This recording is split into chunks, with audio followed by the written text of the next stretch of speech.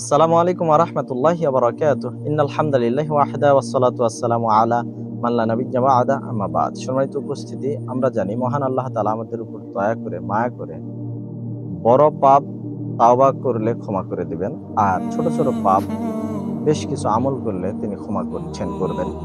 যেমনটা আল্লাহ রাসূল সাল্লাল্লাহু আলাইহি সাল্লাম বলেছেন, আস-সালাওয়াতুল খামসু, ৫ ওয়াক্ত সালাহ, ওয়াল জুমাআতু ইলাল জুমাআতি, এক জুমা হতে আরেক জুমা, ওয়া রমাদানু ইলা রমাদানা, এক রমাদান হতে আরেক রমাদান, মুকাফফিরাতুম মা বাইনাহুন্না, এর মাঝামাঝি সময়ের কাফফারা স্বরূপ। সুবহানাল্লাহ। তবে শর্ত হলো ইজাস্তানাবাল কাবায়র, যদি সে বড় বড় গুনাহ থেকে বিরত থাকে, বেঁচে থাকে। সম্মানিত উপস্থিতি, আমরা যদি বড় গুনাহ থেকে নিবৃত থাকতে পারি, ছোট ছোট গুনাহ আল্লাহ এমনিতেই ক্ষমা করছেন। সুবহানাল্লাহ। কিন্তু কথা হচ্ছে, ৪টি কারণ রয়েছে যাতে আমার আপনার ওই ছোট গুনাহগুলো বড় হয়ে যায়।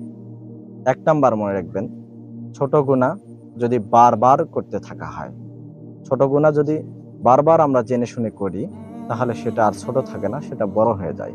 ইবনে আব্বাস রাদিয়াল্লাহু আনহু বলেন, লা কাবীরাতা মাআ ইস্তিগফারিন, তাওবা বড় গুনাহকে নিঃশেষ করে দেয়। ওয়ালা সগীরাতা মাআ ইসরারিন, ছোট গুনাহ বারবার করলে সেটা আর ছোট থাকে না। অর্থাৎ বারবার করলে জেনে শুনে ছোট পাপও বড় হয়ে যায়। ২ নাম্বার, পাপ করার পরে যদি সেটা প্রকাশ করা হয়, সেটা আর ছোট থাকে না, সেটা বড় হয়ে যায়। যেমনটা আল্লাহ রাসূল সাল্লাল্লাহু আলাইহি সাল্লাম বলেছেন, কুল্লু উম্মতি মুআফান, আমার প্রত্যেক উম্মতকে আল্লাহ ক্ষমা করবে, ইল্লাল মুজাহিরিন, তবে যারা পাপ করে বলে বেড়ায়, প্রকাশ করে, তাদেরকে আল্লাহ ক্ষমা করবেন না। আপনি ছোট একটা পাপ করেছেন কিন্তু মানুষকে বলে বেড়াচ্ছেন, তাহলে আল্লাহ আপনার উপর রাগ করবেন, আল্লাহ আপনাকে ক্ষমা করবেন না।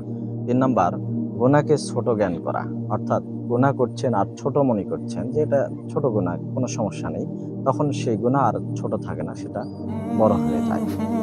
যেমন আল্লাহ রাসূল সাল্লাল্লাহু আলাইহি ওয়াসাল্লাম বলেছেন, ইন্নাল মুমিনা, নিশ্চয় মুমিন, ইয়ারা যুনুবাহু, তার পাপকে সে জ্ঞান করে, কাআন্নাহু কায়িদুন তাহতা জাবালিন, যেন সে একটা পাহাড়ের নিচে অবস্থান করছে। ইয়াখাফু আন ইয়াকা আলাইহি, যে কোনো মুহূর্তে ওই পাহাড় ধসে সে মারা যাবে। মুমিনরা ছোট গুনাহকেও এমন জ্ঞান করে। ওয়া ইন্নাল ফাজিরা, আর নিশ্চয় পাপাচারী ব্যক্তি, ইয়ারা যুনুবাহু, তার পাপকে সে জ্ঞান করে, কাযুবাবিন, একটা মাছির মতো, মাররা আলা আনফিহি, যে মাছিটা তার নাকের ডগার সামনে বারবার যাতায়াত করছে। অর্থাৎ সে একেবারে তুচ্ছ জ্ঞান করে। এই তুচ্ছ জ্ঞান করাও ছোট পাপকে বড় বানিয়ে দেয়। সম্মানিত উপস্থিতি, আর ৪ নাম্বার বিষয়, আপনি ছোট পাপ করছেন কিন্তু দেখিয়ে দেখিয়ে করছেন। আপনাকে যদি কেউ অনুসরণ করে, তখন আপনার ওই ছোট পাপটা আর ছোট থাকে না, সেটা বড় হয়ে যায়। আপনি খুলুন সূরা আহজাব ৩৩ নম্বর সূরার ৩০ নম্বর আয়াত। আল্লাহ তাআলা ওখানে নবী পত্নী, অর্থাৎ আমাদের মা উম্মাহাতুল মুমিনিনদেরকে সতর্ক করে সাবধান করে বলছেন যে, তোমরা যদি কোনো পাপ করো প্রকাশ্যে, তাহলে তোমরা ডবল শাস্তি পাবে। তাই বোঝা গেল যে কোনো পাপ ছোট, সেটা মানুষকে দেখিয়ে দেখিয়ে করলে সেটা আর ছোট থাকে না, কেননা তার অনুসারী তৈরি হয়ে যায়। এই পাপ দেখে দেখে অন্যরাও করতে শুরু করে। আসুন এই ৪টি বিষয় থেকে সাবধান থাকি।